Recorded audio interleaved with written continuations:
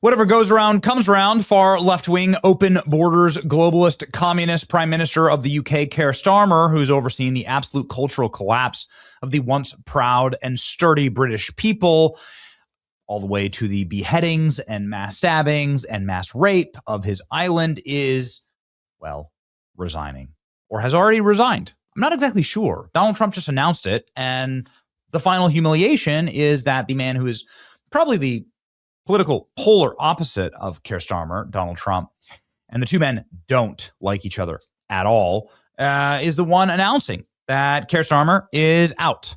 President Trump beating Keir Starmer, the British Prime Minister, humiliated, battered, and destroyed to his own announcement. Donald Trump declares Keir Starmer will resign after ashen-faced cabinet ally admits Prime Minister is facing up to the political reality amid expectation that he's going to quit today or tomorrow.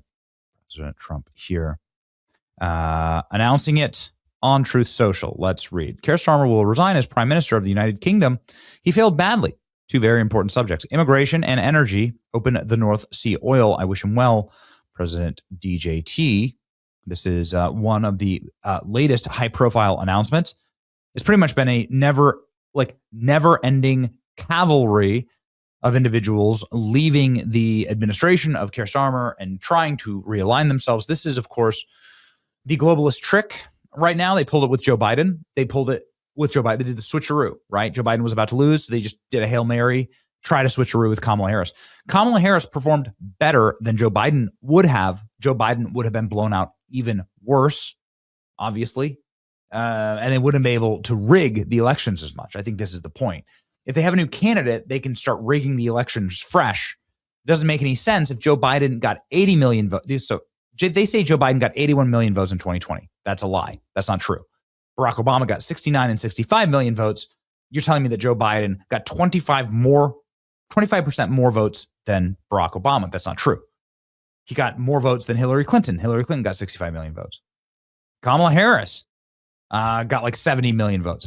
So Joe Biden got 81? No, it's a lie. But if they run Joe Biden again, and then he gets 50 million votes, and his vote total gets cut in half, then it's obvious that they've just ripped off everyone. It's that the elections are illegitimate. Same thing with Justin Trudeau in Canada. Justin Trudeau had the same problem. They had to put him out to pasture, right? Take him out back, old yeller him politically, because if they run somebody who's so unpopular and you end up getting like 20% of the vote, it proves that their entire system is fraudulent. The votes are fraudulent.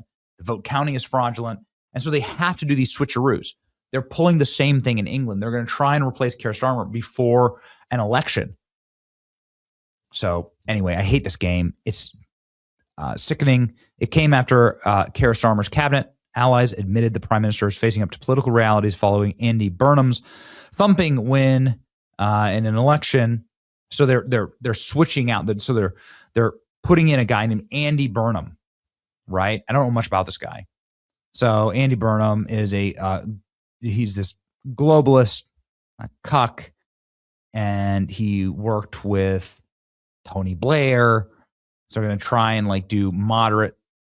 He worked also for Gordon Brown, who's also like a terrible prime minister.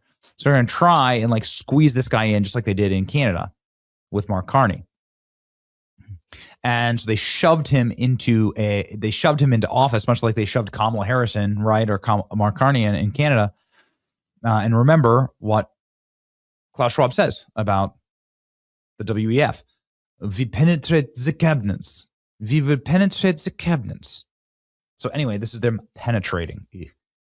An ashen-faced Peter Kyle, business secretary, did not dismiss feverish reports that Keir Starmer is going to leave Downing Street on Monday. The prime minister is said to have reached the conclusion that his position is no longer tenable. Sources also say that he's furious about this because he gave up a ton of his life to like try and help Labour win again, and now he's just being thrown out like yesterday's garbage. Well, you don't understand how this works, dude. You clearly don't understand modern left-wing politics. There is no loyalty. There's no allegiance. These people are animals.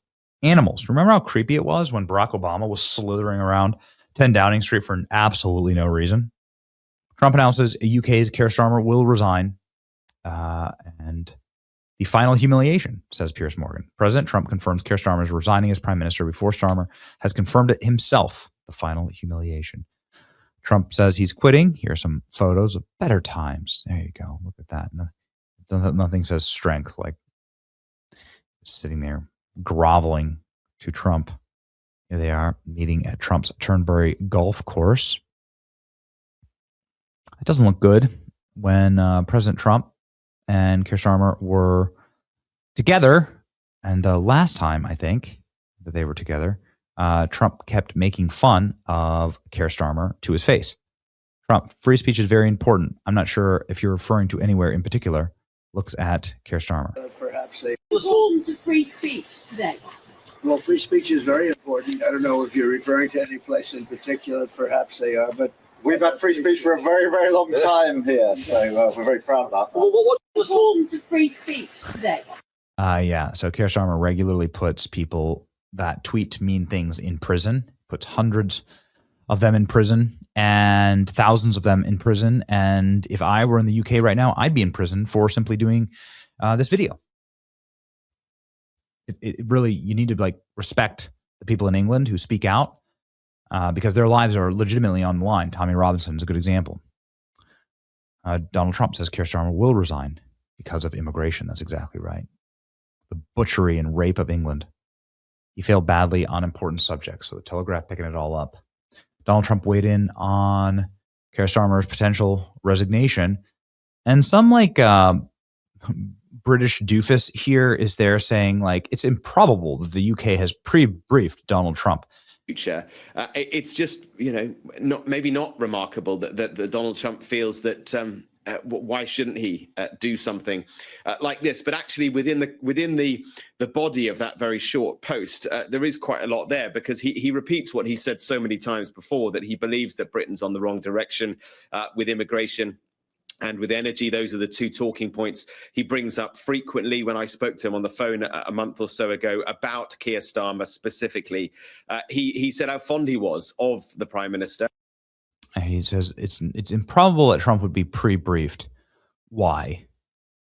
It's the president of the United States. Of course, Trump would be pre-briefed. And do you not think there's an intelligence sharing between the two nations? Silly, just silliness. Anyway, they already have the camp out camera here. Donald Trump has weighed in on Keir Starmer's exit, saying he will resign. Uniquely he posted that policy. It's ready. Yeah, no, Okay. So there you go. The grovel. Good. The resignation on Monday is what everybody says. On Monday is what's being reported. Set out an orderly exit. Okay. That's fine. We can wait one more day. But we'd like to see it. We'd love to see it happen immediately. Just a reminder that Keir Starmer did get roasted by Donald Trump to his face multiple times. Will you please uncensor my site? We're not censoring anyone. Filthy liar rat. Dirty liar rat. Good riddance. England, please save yourself. And the West, you created the modern West. Please save yourself. Close your borders. Reestablish English rule in your land. Show the way. Okay? We're all watching and cheering for you.